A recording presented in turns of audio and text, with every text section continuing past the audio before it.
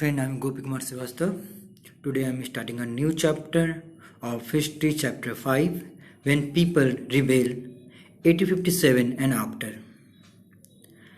In this chapter, we are discussing about the rebel of the people and the year of 1857 events.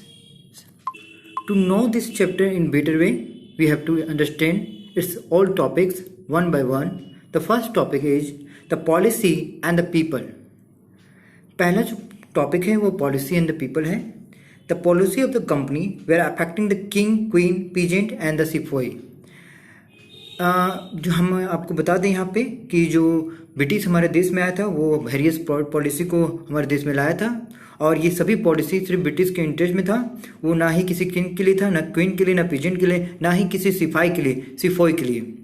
तो ये और सिर्फ जो policy सारा जो था वो सिर्फ और सिर्फ ब्रिटिश के लिए ही था, ब्रिटिश के ही इंटरेस्ट में था. और हमारा जो पॉलिसी था, हमारे लिए कोई भी पॉलिसी को तैयार नहीं किया जाता था. सारा जो पॉलिसी था वो सिर्फ ब्रिटिश का हुआ करता था. ठीक है, आप इसके बुक को रीडिंग भी कर सकते हैं. जो स्टोरी है मैं उसे इलेबोरेट कर रहा हूँ, समझा रहा हूँ.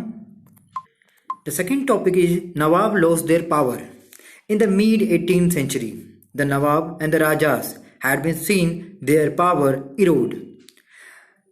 मिड 18th century में नवाब जो था और राजा जो था, उन्हें ऐसा लगने लगा कि ब्रिटिश के आने के बाद हमारा जो पावर है, हमारा जो शक्ति है वो एरोड होने लगा है, वो खत्म होने लगा है.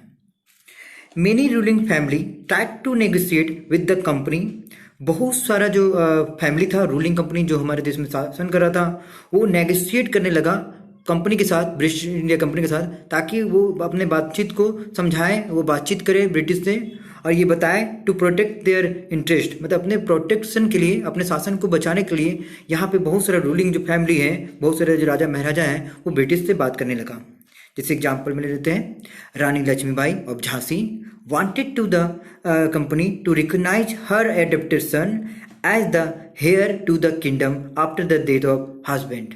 रानी लक्ष्मीबाई चाहती थी कि उनका जो एडॉप्टेड बच्चा है उससे उनके हस्बैंड के मरने के बाद किंग माना जाए और उसे ही शासन करने दिया जाए.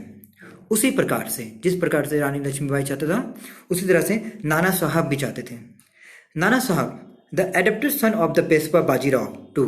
नाना साहब आपका ये एडॉप्टेड सन है, किनका है? तो वो पेशवा बाजीराव टू के हैं. और नाना साहब को भी हमें बाजीराव कहते हैं, ये उनको, क्योंकि वो उनके एडॉप्टेड सन थे.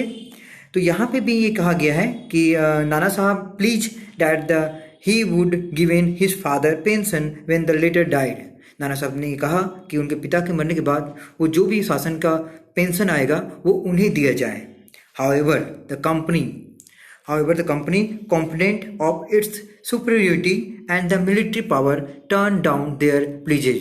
मतलब कंपनी बिल्कुल नहीं माना, और कंपनी क्या किया, और इस बातों को नकार दिया और बोला कि नहीं, ऐसा नहीं हो सकता. अगर आपका वंशज होगा अपना, तभी आपको उसमें हकदार दिया जाएगा या राज करने दिया जाएगा. And the Awadh was one of the last territory to be annex. और यहाँ कहा गया कि इस तरह से नाना साहब से ब्रिटिश का झगड़ा हुआ था, रानी लक्ष्मीबाई का झगड़ा हुआ था, बहुत सारा विरोध हुआ था. उसमें से एक बड़ी इंपॉर्टेंट विरोध जो है वो एनेक्समेंट जो है वो अवध के बारे में है.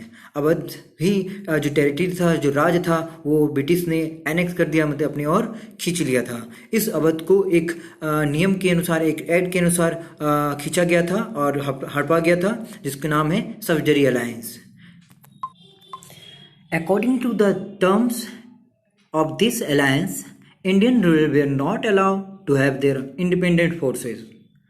भारतीय जो शासक थे उन्हें ये अलाउ नहीं किया गया ब्रिटिश के द्वारा कि वो अपना खुद का आर्मी रखें.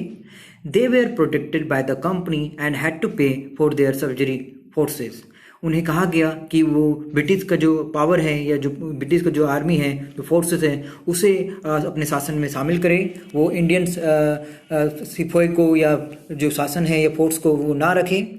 इस प्रकार से क्या हुआ कि जब बहुत सारा शासन ब्रिटिश के रखे हुए फोर्सेस को पैसा नहीं दे पाया, तो बहुत सारा राज जो है वो ब्रिटिश ने इस सब्सिडरी अलायंस के द्वारा हड़प लिया. उसमें से एक आपका अवध है.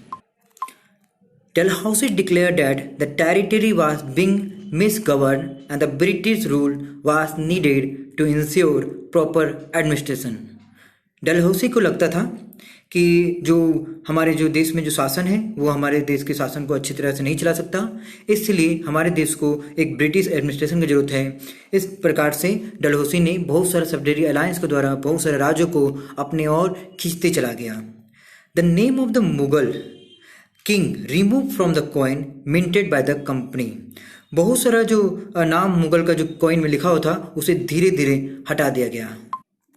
In 1849, the Governor General Dalhousie announced that after the death of Bahadur Shah Jafar, the last emperor of the Mughal Empire, the family of the king would be shifted out of the Red Fort and given the another place in the Delhi to reside in it.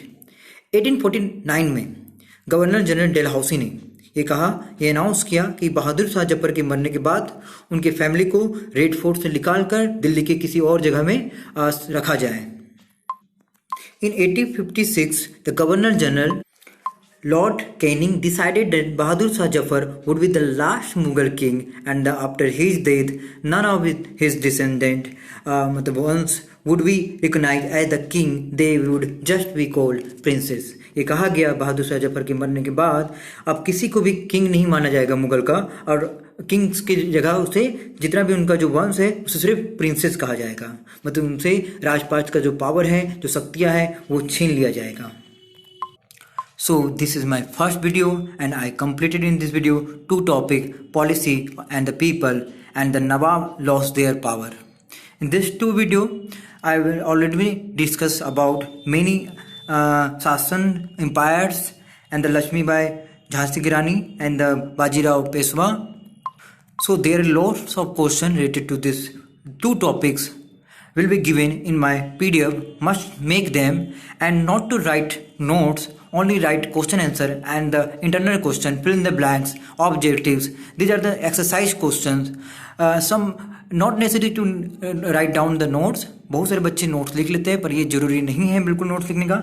Notes आपके book से ही लिखा गया है, आप सिर्फ और सिर्फ internal question लिखें जो मेरे PDF में भेजा जाता है, आप उसे अच्छे तरीके से तैयार कीजिए और फिल इन द ब्लैंक्स हो या ऑब्जेक्टिव हो या एक्सरसाइज क्वेश्चन हो, सभी तरह का क्वेश्चन आप इंटरनल क्वेश्चन सभी बना सकते हैं, पर नोट्स लिखने की बिल्कुल जरूरत नहीं। कॉपी में आपका नोट्स ऑलरेडी बुक्स में है, आप बुक से ही नोट्स बनाया जाता है। आप बुक नोट्स का हेल्प सिर्फ समझने के लिए ले सकते हैं या आंसर निकालने के लिए भी उपयोग कर सकते हैं।